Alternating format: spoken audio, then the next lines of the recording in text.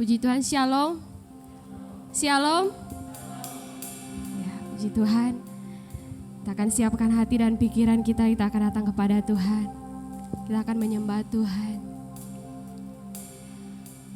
Kami yakin Tuhan, bahwa kami hadir semua di sini adalah kami orang-orang yang berbahagia.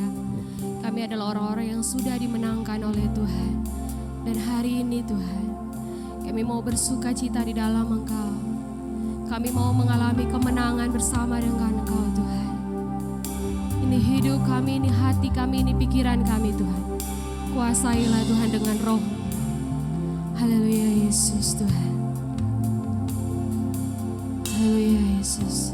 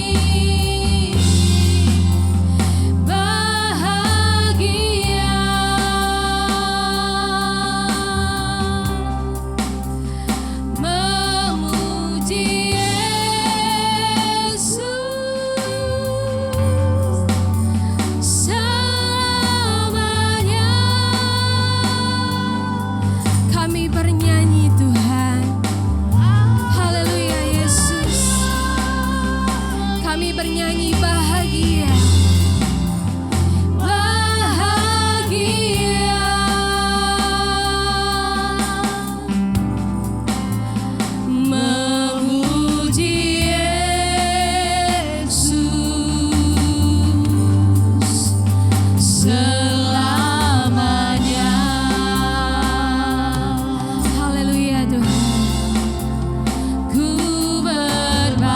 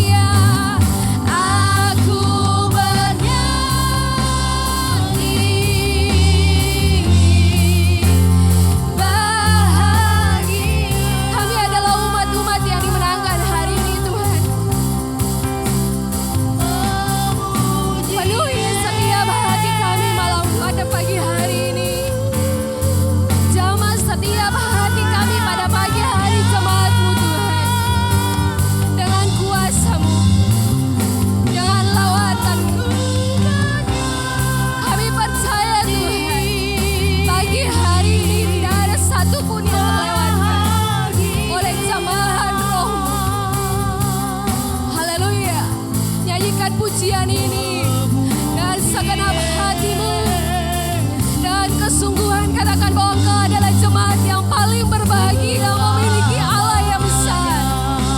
Engkau jemaat yang paling berbahagia memiliki Allah yang punya kuasa. Haleluya, haleluya Yesus, haleluya. Memuji Yesus selamanya. Haleluya Yesus. Terima kasih.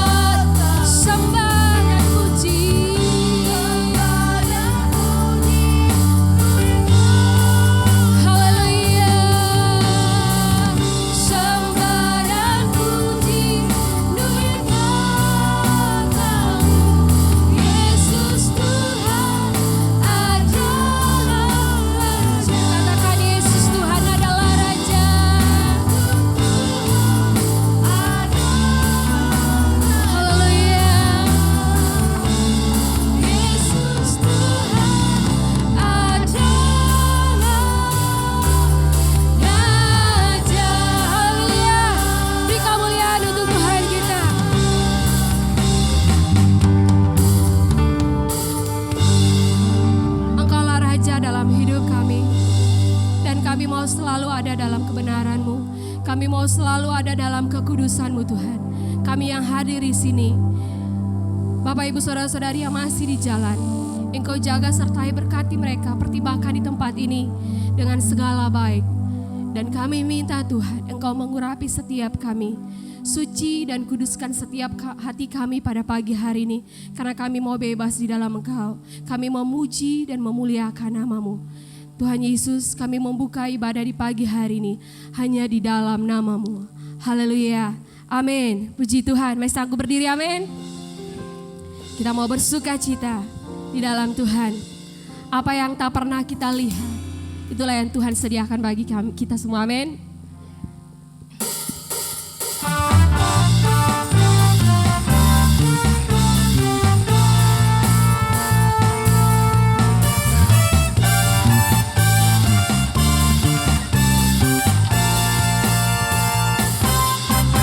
Apa yang tak pernah dilihat mata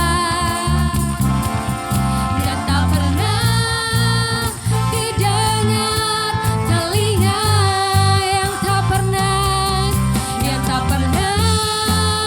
timbul di dalam hati, semua disediakannya bagi yang mengasihi Dia. Apa yang tak pernah dilihat mata, yang tak pernah didengar telinga, yang tak pernah timbul di dalam hati,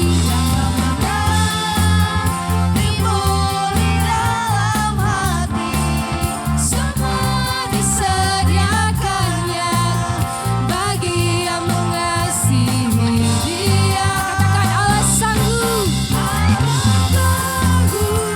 melakukan segala perkara, dulu, sekarang, dan selamanya. Kuasa-Nya tidak berubah. Allah sanggup melakukan segala perkara, dulu, sekarang, dan selamanya.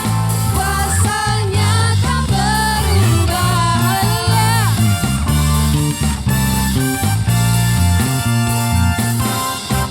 Apa yang tak pernah dilihat mata, yang tak pernah didengar telinga, yang tak pernah timbul di dalam hati, semua disediakannya bagi yang mengasihi Dia. Allah sanggup melakukan segala perkara, dulu, sekarang, dan selamanya. Kuasa-Nya tidak berubah. Allah sanggup melakukan segala perkara, dulu, sekarang, dan selamanya. Kuasa-Nya tak berubah. Allah sanggup melakukan segala perkara, dulu, sekarang, dan selamanya. Kuasa-Nya tidak berubah. Allah sanggup melakukan segala perkara, dulu, sekarang, dan selamanya. Kuasa-Nya tak berubah. Dulu, sekarang, sekali lagi katakan, dulu, sekarang. Haleluya, sekali lagi. Dulu, sekarang, dan selamanya. Kuasa-Nya tak berubah. Haleluya. Beri kemuliaan untuk Tuhan kita.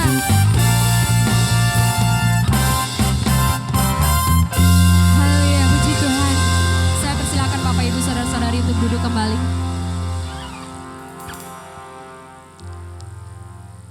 Haleluya, kita tetap dalam hadirat Tuhan. kita akan mempersiapkan hati kita untuk dibaharui oleh firman Tuhan. Kiranya kebenaran firman Tuhan ini akan terus memberkati kehidupan kita. Dan lewat kebenaran firman Tuhan ini, hidup kita dipulihkan. Haleluya Yesus. Jadikan pujian ini sebagai pernyataan imanmu kepada Tuhan. Karena Dialah yang akan menyertai kita. Haleluya Yesus.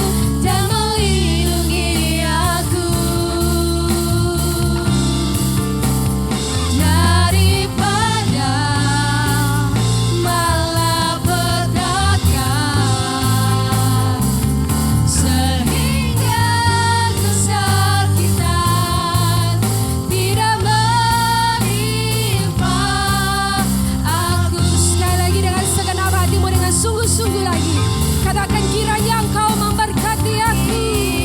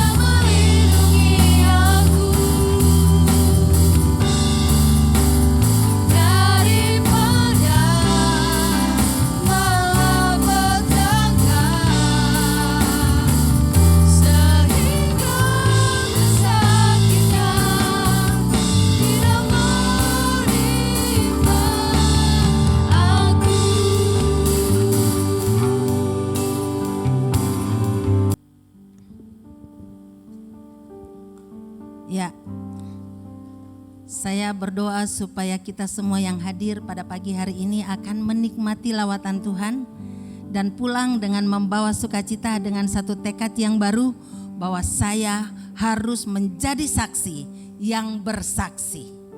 Saudara, minggu yang lalu Ibu Feby berkhotbah tentang seorang saksi harus bersaksi.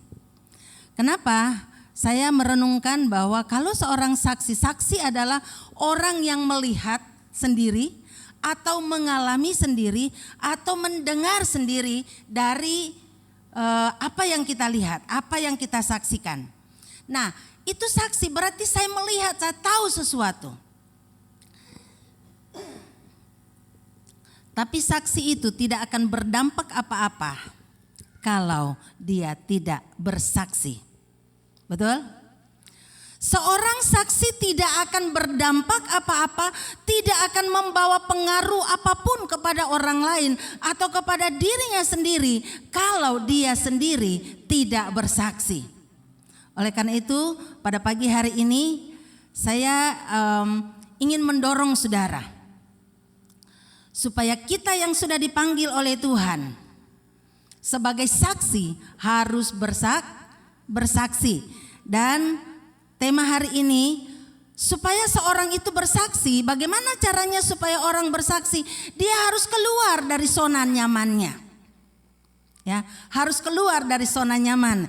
Jadi firman Tuhan pada pagi hari ini saya beri judul, keluarlah dari zona nyamanmu.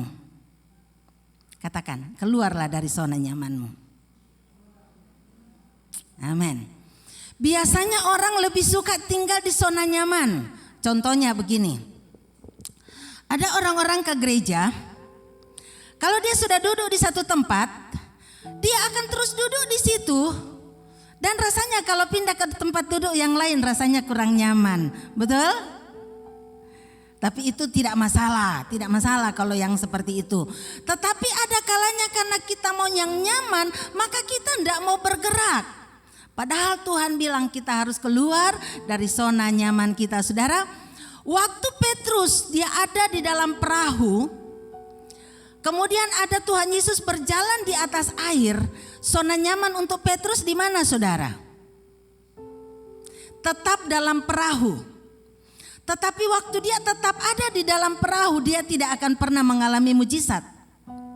Tapi waktu dia melangkah keluar dari perahu dan masuk ke lautan yang luas, dia mengalami yang namanya mujizat, berjalan di atas air. Jadi jangan mau tinggal di dalam zona nyaman terus menerus.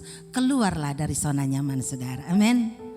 Waduh, tema firman Tuhan hari ini kok berat sekali toh Ibu. Tetapi itulah yang Tuhan mau. Mari untuk menjadi contoh kita dulu sebelum kita baca firman Tuhan. Slide kedua. Kita tahu burung Raja Wali. Burung Raja Wali waktu dia membuat sarangnya, saudara lihat sarang yang pertama. Itu sarang itu diisi dengan suatu tempat, suatu suasana yang nyaman sekali. Jadi burung Raja Wali kalau dia membuat sarang, itu di bawahnya ranting-ranting yang penuh duri. Kemudian sesudah ada ranting-ranting yang kuat dan berduri, dia akan taruh rumput-rumput kering di sarang itu.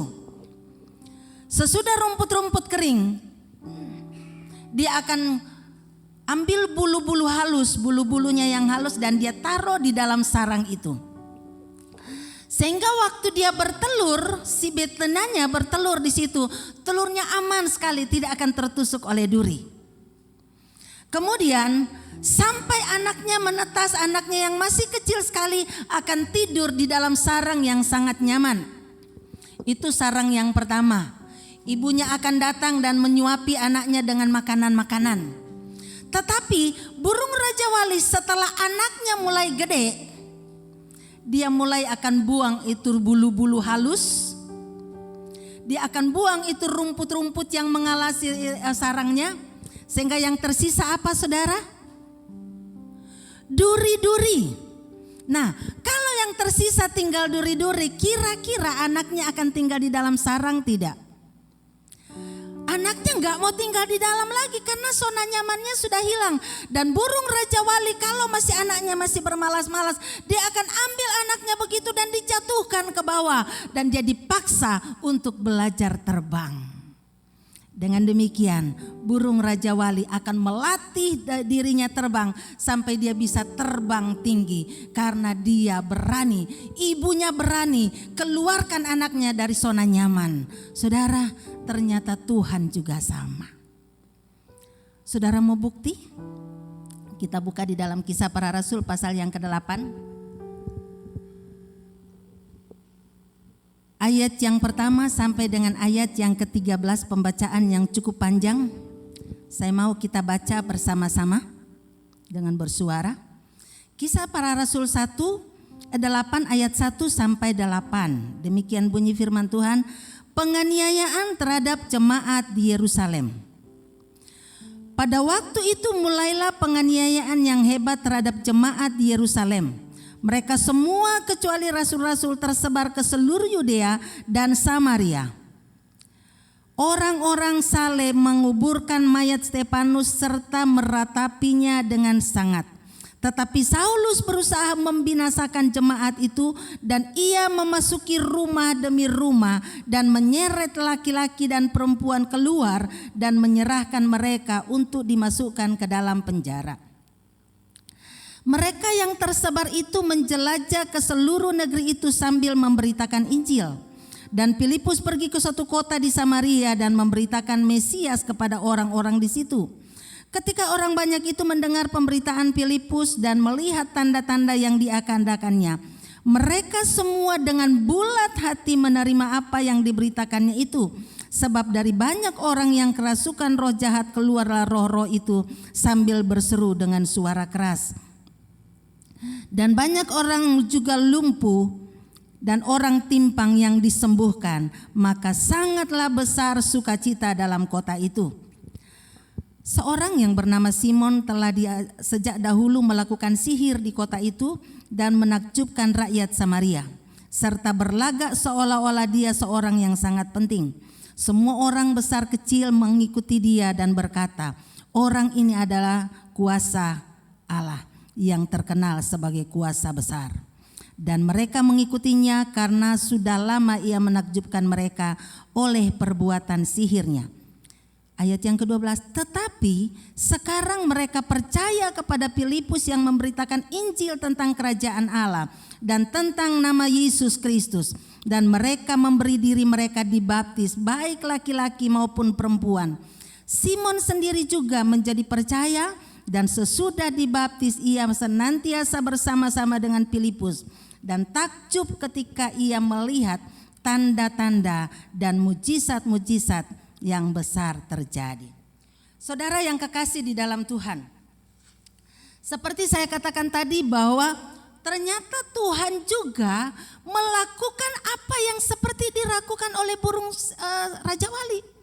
Bahkan dia melihat, kalau kita melihat kisah di sini, saudara kita bisa buka di dalam Kisah Para Rasul 1 ayat 8. Di sana dikatakan waktu Tuhan Yesus mau naik ke surga, dia memberikan perintah kepada murid-muridnya dan mengatakan, tetapi tinggallah di Yerusalem dan kamu akan menerima kuasa kalau Roh Kudus turun atas kamu. Kemudian perintahnya apa, saudara? Kamu harus menjadi saksiku di mana? Yerusalem, Yudea dan Samaria sampai ke ujung bumi. Tetapi ternyata saudara, setelah 3 tahun kurang lebih mereka menerima pencurahan Roh Kudus. Ternyata mereka belum beranjak, saudara. Mereka masih ada di Yerusalem, mereka masih ada di zona nyaman mereka, masih ada di kampung-kampung mereka, masih ada di rumah-rumah mereka. Sehingga Tuhan mengizinkan penganiayaan terhadap jemaat-jemaat yang ada di Yerusalem. Dan di dalam ayat 1 di sini dikatakan bahwa mereka dianiaya, bahkan Stefanus dibunuh sebagai martir pertama. Mereka Rasul Paulus, waktu itu belum jadi Rasul Paulus, masih Saulus. Dia dari rumah ke rumah orang-orang percaya dan menangkap orang-orang yang percaya kepada Yesus, dimasukkan ke dalam penjara. Karena situasi seperti itu, mereka sudah tidak rasa nyaman lagi di Yerusalem, saudara. Dan firman Tuhan katakan di dalam ayat yang pertama, di situ dikatakan, pada waktu itu mulailah penganiayaan yang hebat terhadap jemaat Yerusalem. Mereka semua kecuali rasul-rasul tersebar ke seluruh Yudea dan Samaria. Kisah para Rasul 1 mengatakan kamu harus menjadi saksiku di mana? Di Yerusalem. Sesudah Yerusalem di mana? Yudea. Sesudah Yudea di mana? Samaria. Tetapi ternyata sudah 3 tahun berlalu setelah mereka menerima pencurahan Roh Kudus, mereka belum beranjak keluar, saudara. Mereka masih tetap di Yerusalem. Padahal Tuhan bilang, kamu di Yerusalem, Yudea, Samaria. Dan akhirnya Tuhan mengizinkan penganiayaan terhadap mereka. Sehingga mau tak mau mereka terpaksa lari keluar dari Yerusalem. Dan kemana mereka pergi? Alkitab mencatat mereka pergi ke seluruh Yudea dan Samaria. Saudara, ada kalanya Tuhan mengizinkan situasi ini terjadi untuk membuat kita keluar dari zona nyaman kita, supaya kita akhirnya menjalankan apa yang Tuhan perintahkan kepada kita. Amin, saudara. Kemudian kita melihat di situ dikatakan bahwa mereka yang tersebar menjelajah ke seluruh negeri itu, apa yang mereka lakukan? Mereka memberitakan Injil kerajaan Allah. Mereka memberitakan tentang siapa? Tentang Tuhan Yesus. Mereka sekarang menjadi saksi yang bersaksi. Mereka bercerita tentang apa yang mereka lihat, mereka bercerita tentang apa yang mereka alami, mereka bersaksi bercerita tentang apa yang mereka dengar, saudara. Saudara, Tuhan memaksa mereka keluar dari zona nyaman mereka. Saya berpikir, saudara, bahwa ternyata Tuhan seringkali mengizinkan suatu situasi yang tidak nyaman buat kita. Supaya apa? Kita kembali kepada Tuhan. Pertanyaannya, jujur kita jawab. Yang mana lebih banyak saudara berdoa?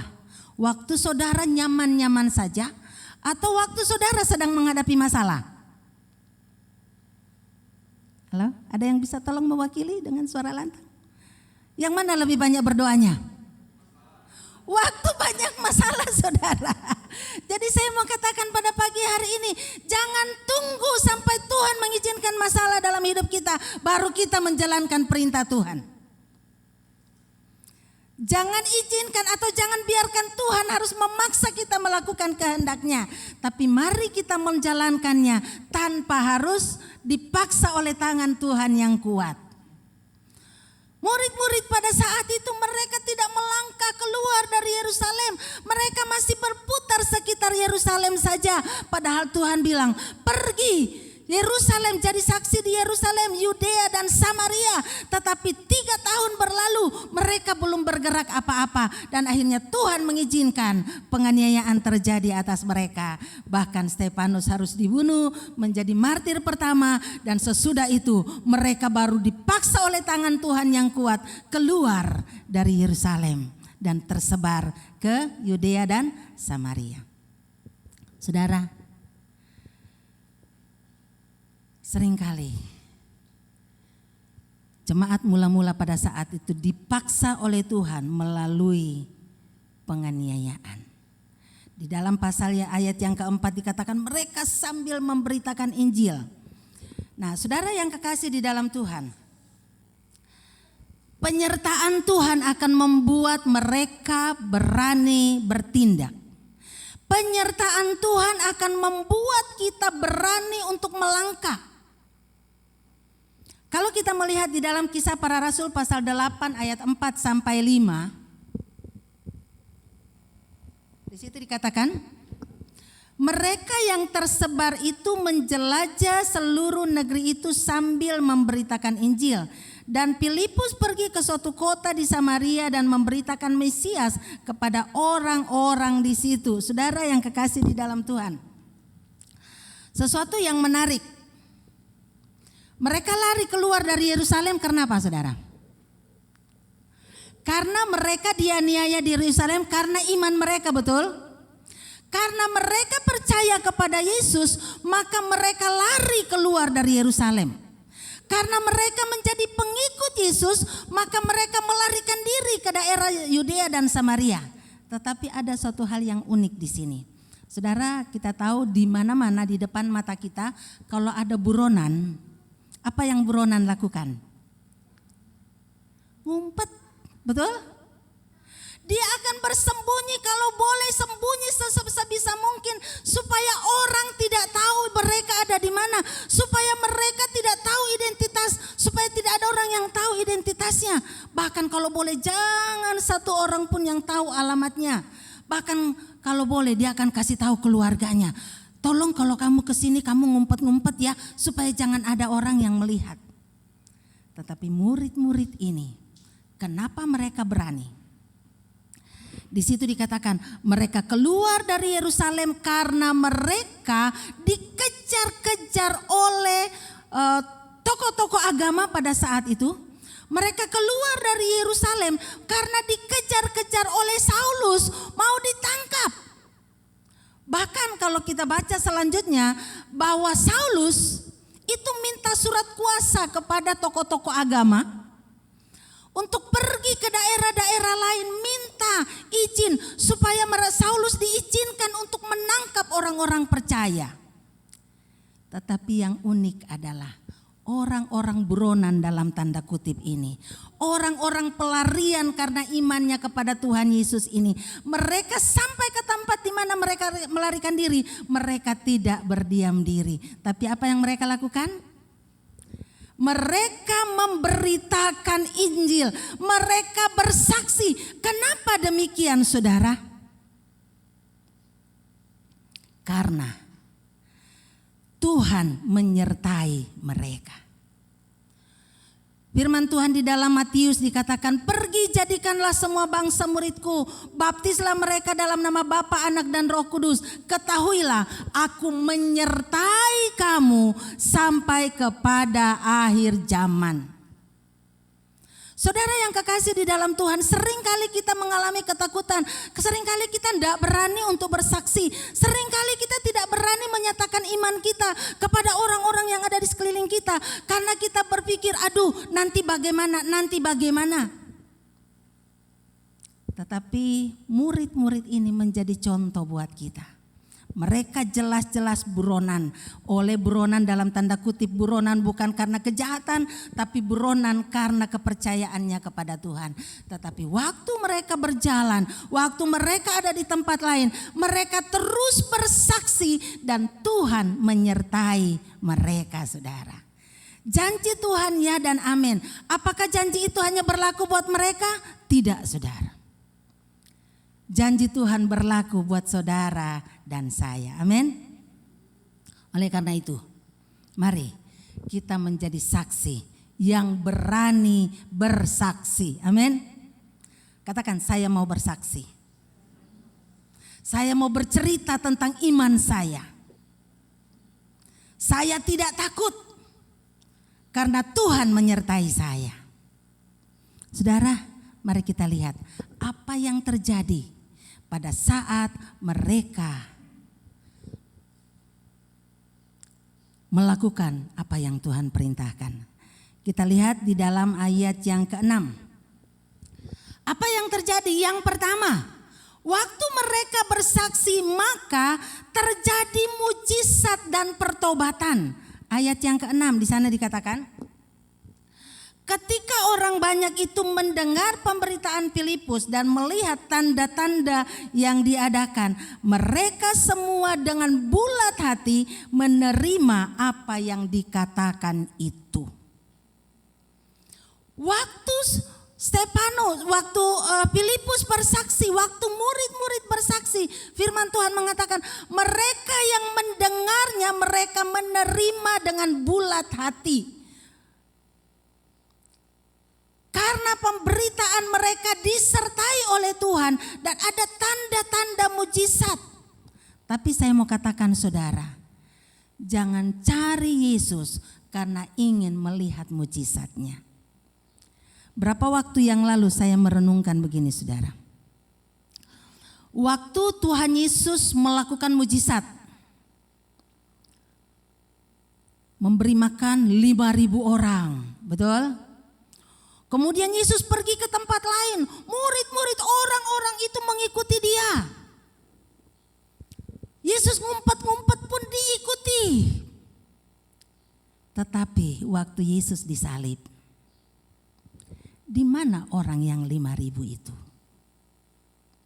Waktu Yesus sedang mengerjakan karya keselamatan, di mana orang yang mencari-cari dia sampai ke pelosok-pelosok itu? Yesus mengatakan, kamu mencari aku karena kamu melihat mujizat. Tapi saya berdoa supaya kita yang ada di sini mengikut Tuhan, mencari Tuhan bukan karena mencari mujizat. Amin saudara. Tapi mari kita mencari Tuhan karena kita mengasihi Tuhan.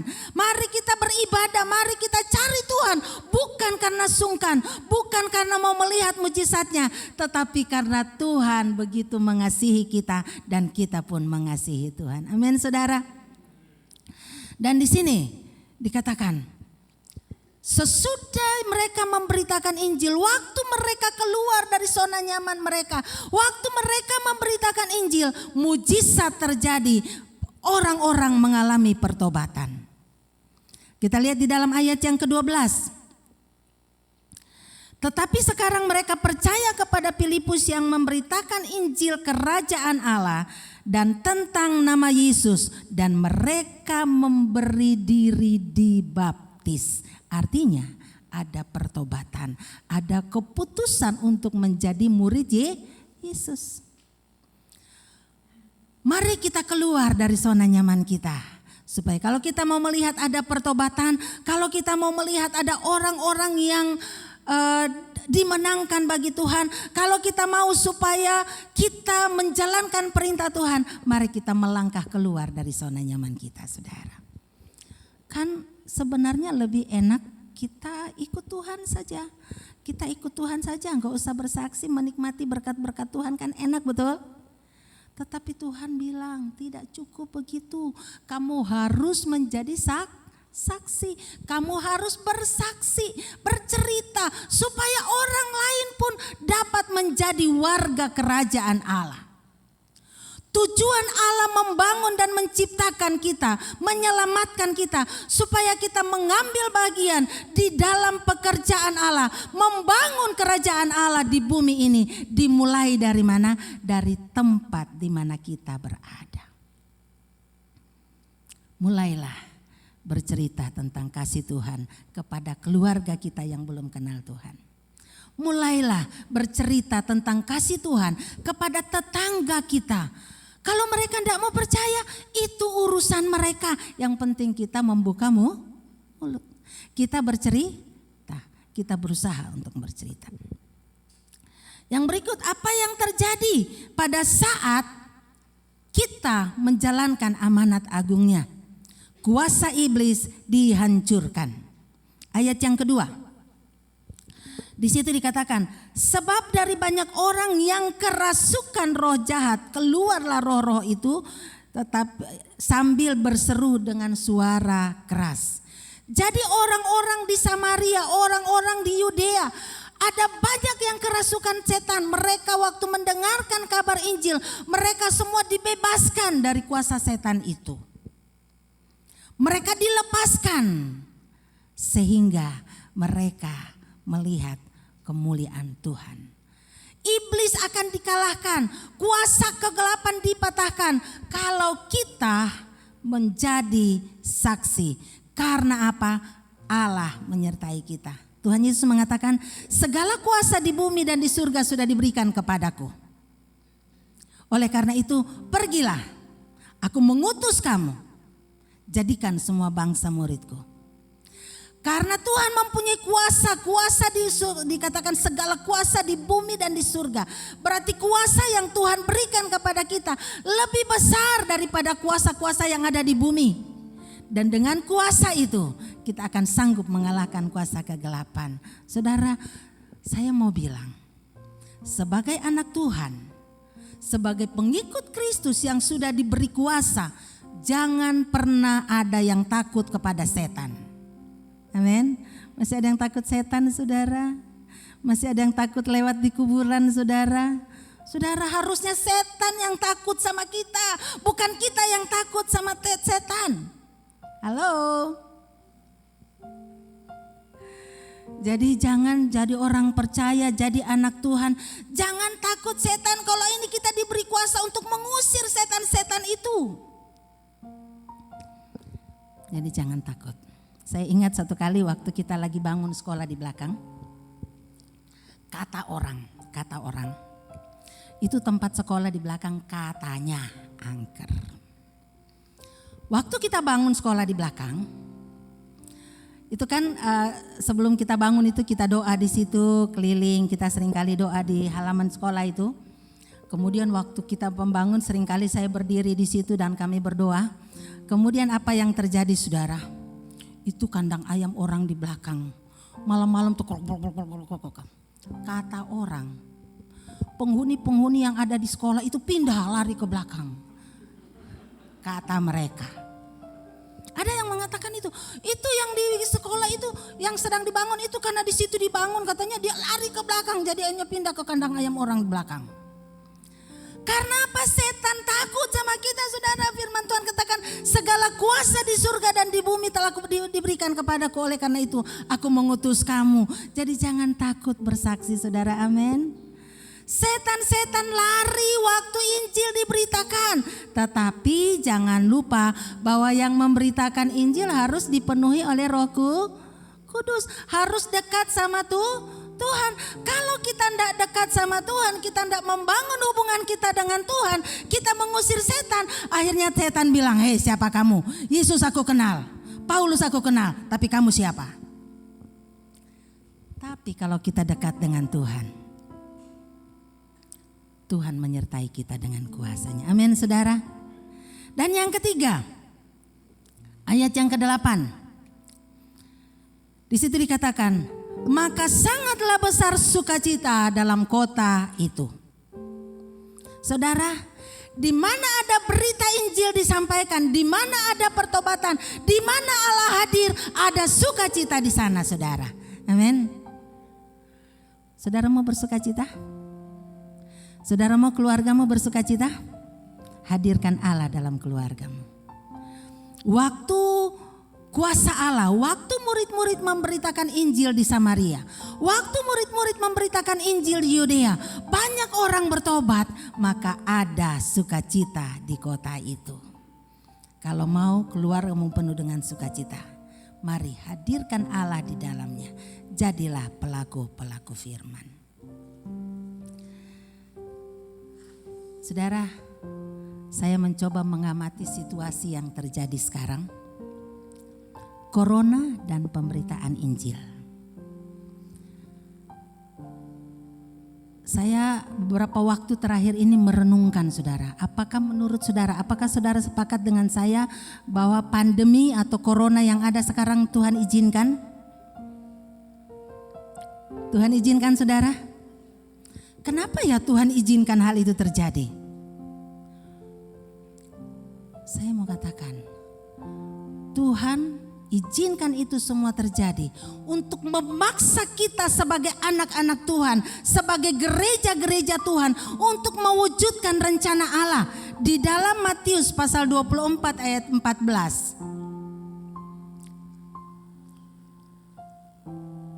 Matius pasal 24 ayat 14, di sana dikatakan, dan Injil kerajaan ini harus diberitakan ke seluruh dunia menjadi kesaksian bagi semua bangsa. Sesudah itu barulah tiba kesudahannya.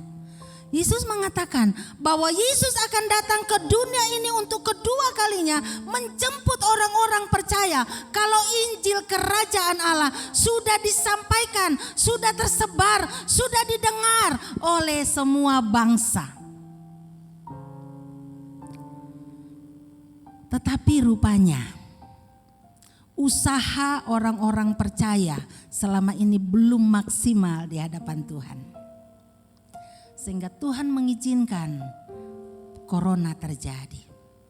Sebelum corona, di mana orang-orang Kristen beribadah, saudara? Dibatasi di dalam gereja, dibatasi di dalam tembok-tembok, ruang-ruang yang mewah, ruang-ruang yang fasilitasnya sangat enak. Sampai ada orang berkata bahwa kalau mereka mau ibadah, mereka pilih tempat yang paling nyaman, di mana ada AC, di mana ada CCTV dan sebagainya, supaya nyaman. Tetapi corona memaksa orang keluar dari tembok-tembok gereja. Corona memaksa gereja-gereja untuk melakukan ibadah online.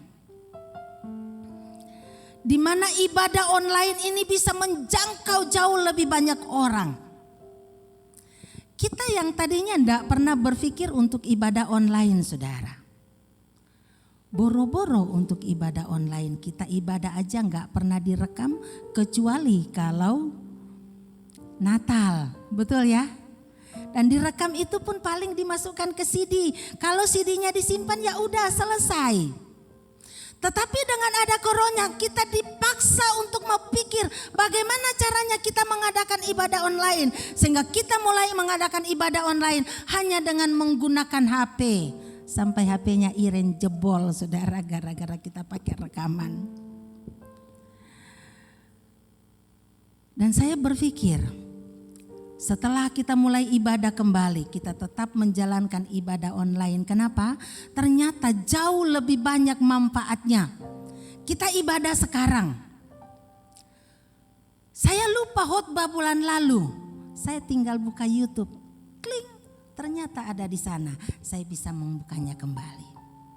Bisa diikutin berulang-ulang. Bisa diikutin orang di mana saja. Saya mau kasih tahu khotbah, saya mau mengajak saudara saya untuk mendengarkan khotbah. Saya kirim linknya kepada mereka. Karena internet sudah ada di mana-mana. Mereka bisa mengikuti ibadah di GSC Hosana. Dan akhirnya Injil lebih memungkinkan untuk diberitakan ke seluruh pelosok-pelosok tanah air. Ke seluruh pelosok-pelosok dunia di mana internet sudah masuk. Dan puji Tuhan, saya berpikir, seandainya corona datang lebih awal, mungkin akan jauh lebih susah. Tetapi bersyukurnya Tuhan mengizinkan corona datang setelah semua orang bisa menggunakan internet. Setelah sampai ke pelosok-pelosok desa ada internet, barulah corona datang. Kenapa? Karena Tuhan sudah mempersiapkan segala sesuatu terlebih dahulu. Saudara, sekarang saya melihat, kalau dulu orang ibadah di gereja, satu kali khotbah paling berapa orang yang bisa ikut, saudara? Katakanlah kalau gereja kayak Bethlehem, itu daya tampung gereja Bethlehem kalau saya nggak salah 2.000 lebih. Jadi mungkin nggak sampai ya, nggak sampai 2.000. Paling satu kali ibadah tuh 1.000. Jadi kalau satu kali ibadah hanya 1.000, tapi saudara lihat di YouTube sekarang, Pendeta Andi Simon, ada yang pernah mengikutin khotbahnya? Ikutinlah. Pendeta Andi Simon setiap pagi, setiap jam 5 pagi, dia bikin siaran kayak TV gitu di YouTube, live streaming. Itu ditonton oleh ribuan orang, diikutin oleh ribuan orang, dan bukan hanya orang Kristen. Melakukan ibadah online, melakukan KKR online, melakukan penyembuhan secara online, bahkan dari jarak jauh lewat udara banyak orang disembuhkan karena dia percaya kepada Yesus, bukan karena Andi Simonnya, tetapi karena dia percaya kepada pemberitaan Injil. Saudara boleh buka setiap pagi, ada YouTube-nya, setiap jam 5 pagi, saudara tinggal ketik aja Andi Simon, akan muncul. Setiap hari Rabu dan Sabtu ada pendeta Philip Mantopa yang bikin saat teduh. Setiap kali ibadah itu ribuan orang yang nonton. Bahkan saya lihat itu reportnya, itu sudah sampai ratusan ribu orang yang menonton, yang mengikuti ibadahnya. Kalau corona tidak ada, saya tidak yakin peristiwa itu akan terjadi. Karena orang nyaman ibadah di rumah, di gereja. Ada lagi, masih banyak yang lain. Debbie Basir Kalau saudara buka linknya, dia setiap malam jam 8 malam ada mezbah doa. Satu kali live streaming itu ribuan orang ikut. Tanpa gereja, orang bisa ikutin, mendengarkan firman Tuhan. Karena Tuhan izinkan corona terjadi dan ini hasilnya, saudara. Saya mendengarkan berita kemarin, ada begitu banyak orang yang saat ini mencari Tuhan. Kenapa? Tuhan izinkan, saudara, karena selama ini gereja terlalu nyaman di dalam tembok-tembok gereja. Bahkan gereja yang satu saling menyerang dengan gereja yang lain. Sudah waktunya untuk kita tidak memilih-milih. Sudah waktunya untuk kita mengatakan gereja yang memberitakan Injil adalah gereja yang mau bekerja untuk Tuhan. Tidak peduli dari gereja mana. Ku tak pandang dari gereja mana. Engkau adalah saudaraku. Engkau adalah sahabatku. Kita adalah sesama warga kerajaan Allah. Amin, saudara. Jadi sudah bukan zamannya untuk mengatakan, gereja ini begini, enggak. Mari kita bergandeng tangan, sama-sama bergandeng tangan untuk menjadi saksi yang bersaksi, yang keluar dari zona nyaman kita untuk memberitakan Injil. Amin, saudara. Bagaimana dengan kita? Apakah kita masih nyaman dalam zona nyaman kita, saudara? Pagi ini saya ingin katakan, jangan tunggu Tuhan melakukan sesuatu yang memaksa kita untuk melaksanakan perintahnya. Kita sudah belajar dari contoh yang ada di dalam Alkitab. Jangan tunggu Tuhan akhirnya menyentil kita baru kita mau melangkah. Tapi mari kita melakukan amanat agung tanpa harus ada sentilan lebih dulu. Amin, saudara. Pergi, jadikanlah semua bangsa muridku. Saya ingin mengakhiri dengan cerita ini, kisah ini, saudara. Kalau saya punya anak 3. Kalau saya minta anak saya, umpamanya, saya panggil anak saya yang si A, katakanlah begitu. Tolong mama, tolong ambilin ini, tolong lakukan ini. Saya panggil anak saya yang si A, saya panggil berkali-kali tapi tidak dipanggil. Apakah apa yang akan saya lakukan, saudara? Saya akan panggil anak yang lain. Anak si A tidak bisa dipanggil, tidak mau dipanggil, saya panggil anak yang kedua, anak yang lain. Anak yang kedua saya panggil, tidak mau, saya panggil anak yang ketiga. Kalau saya panggil anak saya yang kedua dan ketiga dan tidak mau, saya panggil orang lain untuk melakukan kehendak saya. Saya mau katakan, saudara, kalau Tuhan memanggil kita, Tuhan masih memberi kesempatan kepada kita, itu berarti itu adalah kehormatan dari Tuhan buat kita. Jangan sampai panggilan itu dialihkan kepada orang lain hanya karena kita tidak bersedia. Amin. Jangan sampai panggilan itu dialihkan kepada orang lain hanya karena kita tidak bersedia. Karena Tuhan sedang memanggil banyak orang. Untuk apa? Membangun kerajaan Allah di bumi. Gereja diciptakan, gereja didirikan oleh Tuhan Yesus untuk mendirikan kerajaannya di bumi. Itu sebabnya Filipus memberitakan Injil kerajaan Allah. Dan Tuhan memanggil kita juga untuk memberitakan Injil kerajaan Allah. Ada banyak kerja, ada lagu yang mengatakan ada banyak kerja buat Tuhan Yesus dan sebagainya. Mari kita akan tunduk kepala, kita merenungkan kebenaran firman Tuhan ini. Haleluya Yesus. Terima kasih Tuhan, hamba-Mu berhenti berbicara. Tetapi biarlah Roh Kudus-Mu berbicara kepada setiap jemaat yang ada di dalam ruangan ini, maupun yang mengikuti ibadah online ini di rumah. Biarlah Tuhan akan mengingatkan kami bahwa Tuhan sudah memberi kami tugas untuk pergi dan menjadikan semua bangsa murid Tuhan. Dan Tuhan, kami mau belajar untuk menyenangkan Engkau. dengan melakukan perintah-Mu. Tuhan, ku mau menyenangkan-Mu.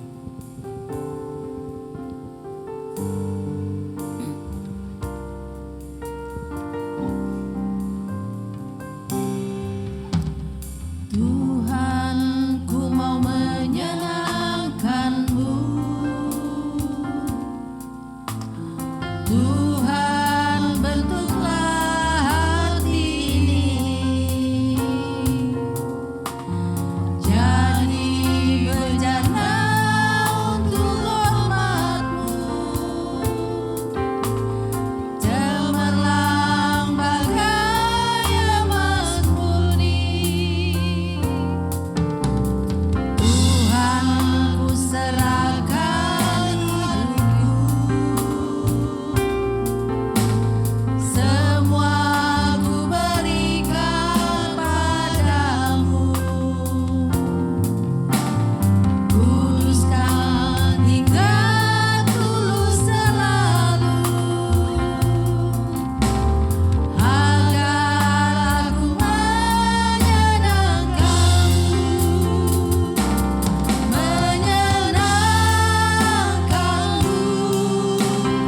Senangkan-Mu, hanya itu kerinduanku. Menyenangkan-Mu, senangkan hati-Mu, hanya itu kerinduanku. Singar akan tetap menyanyikan pujian ini. Bagi sidang jemaat yang ingin mengatakan kepada Tuhan, Tuhan, aku mau menyenangkan-Mu. Aku mau belajar untuk melakukan kehendak-Mu. Aku mau keluar dari zona nyamanku ya Tuhan. Mari saya undang saudara untuk bangkit berdiri di tempat saudara. Dan katakan, Tuhan, ini aku. Aku ingin menjadi alat-Mu. Aku ingin menjadi saksi-Mu. Aku ingin menjadi alat di dalam kerajaan-Mu ya Tuhan. Katakan menyenangkan-Mu. Menyenangkan-Mu, senangkan-Mu, hanya itu kerinduanku.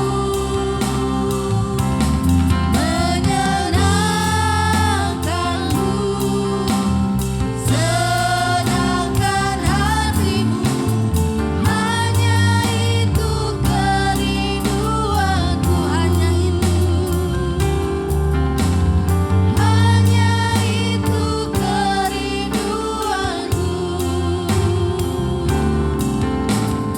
Hanya itu kerinduanku.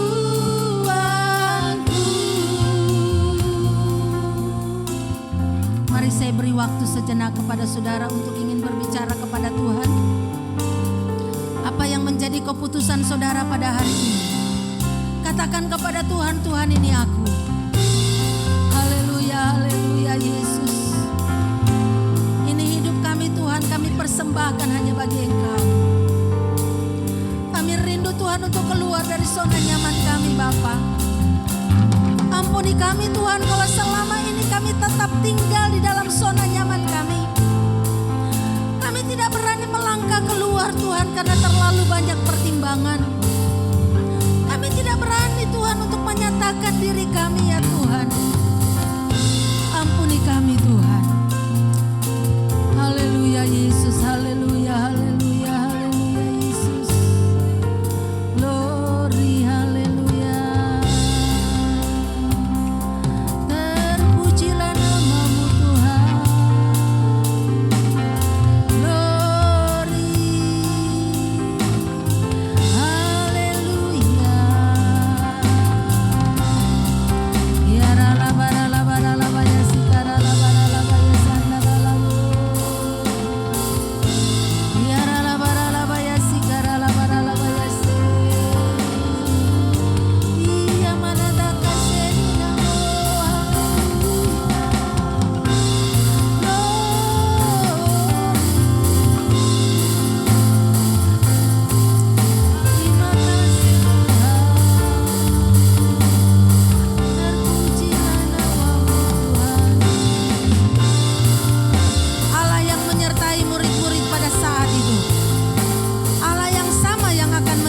menyertai saudara dan saya.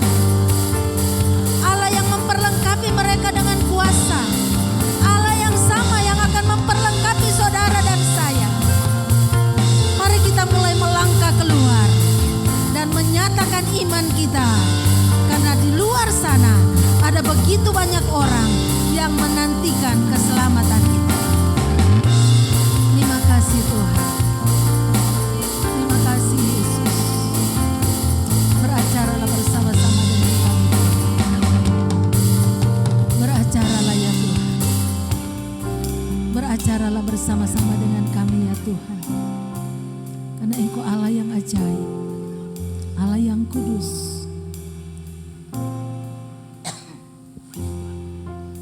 Haleluya Yesus. Nanti saya akan mohon dengan hormat. Bapak Agus akan berdoa untuk kita semua. Bapa di surga, kami bersyukur dan berterima kasih.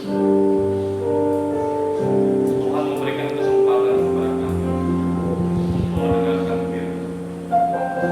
Firman yang luar biasa yang mengingatkan kami kembali bagaimana kami melakukan hal-hal yang luar biasa. Bagaimana kami melaksanakan amanat agung yang diperintahkan kepada kami. Kami tahu Bapa, bahwa masih banyak saudara kami yang belum mengenal Engkau. Dan Engkau menghendaki supaya kami menjadi alat-Mu, supaya kami bisa menyampaikan kepada mereka tentang pengampunan dosa yang Tuhan berikan. Pakai kami Tuhan terlebih jemaat yang di tempat ini. Kiranya Tuhan Engkau mengetuk pintu hati kami, yang tadinya kami hanya terlalu senang atau terlalu nyaman di jumlah kenyamanan kami. Tapi saat tiba saatnya Tuhan menendang kami keluar. Tuhan menyuruh kami keluar. Ketika kami dekat dengan Tuhan, dan orang yang paling dekat dengan Tuhan, Tuhan menyuruh, karena hati Tuhan ada di sana. Oleh sebab itu Tuhan, kami minta kekuatan daripada Tuhan. Berikan kami roh keberanian, berikan kami hikmat Tuhan, supaya kami menjadi saksi dimanapun kami berada, supaya kami melakukan perkara-perkara besar, supaya kami melakukan mujizat-mujizat, supaya setiap orang yang melihat tanda-tanda itu, mereka mendapat sukacita dan mereka bisa mengenal Engkau dan memuji memuliakan Engkau. Terima kasih Bapa di surga. Kiranya Tuhan memberkati kami di tempat ini, berkati jemaat-jemaat Tuhan, supaya kami menjadi orang-orang yang melaksanakan kehendak Tuhan. Terpuji-pujilah nama-Mu Tuhan. Kami juga berdoa buat Ibu Gembala yang selalu mengingatkan kami, yang selalu menyampaikan firman Tuhan. Kau pakai dia dimanapun dia berada. Tuhan, Kau jadikan dia menjadi alat. Pakai terus pelayanannya, dan supaya dia juga berbakat hikmat, supaya dia benar-benar memimpin jemaat-jemaat Tuhan yang ada di tempat. Sehingga kami percaya bahwa dengan kuasa Tuhan, dengan pertolongan Tuhan, kami percaya bahwa banyak jiwa-jiwa yang datang di tempat ini, memenuhi tempat ini, bukan hanya secara kuantitas, tetapi secara kualitas. Mereka itu akan Engkau melalui pengembaraan yang Tuhan percayakan di tempat ini. Terima kasih Bapa di surga, terpuji-pujilah nama-Mu kekal selamanya. Amin. Bapa kami yang di surga, dikuduskanlah nama-Mu, datanglah kerajaan-Mu, jadilah kehendak-Mu di bumi seperti di surga. Berikanlah kami pada hari ini makanan kami yang secukupnya, dan ampunilah kami akan kesalahan kami, seperti kami juga sudah mengampuni orang yang bersalah kepada kami. Dan janganlah membawa kami ke dalam pencobaan, tapi lepaskanlah kami daripada yang jahat. Karena Engkau-lah yang mempunyai kerajaan dan kuasa dan kemuliaan sampai selama-lamanya. Angkatlah kedua tangan saudara di hadapan Tuhan dan terimalah berkat. Tuhan memberkati engkau dan melindungi engkau. Tuhan menyinari engkau dengan wajah-Nya dan memberi engkau kasih karunia. Tuhan menghadapkan wajah-Nya kepadamu dan memberi engkau damai sejahtera. Sidang jemaat yang dikasihi oleh Tuhan, pulanglah ke rumah tangga saudara masing-masing dengan membawa damai sejahtera dari Allah Bapa, kasih karunia di dalam Tuhan Yesus Kristus, persekutuan dan penghiburan di dalam Roh Kudus kiranya menyertai saudara dan saya mulai hari ini sampai Maranatha Tuhan Yesus datang kembali. Haleluya. Amin. Bapa terima kasih.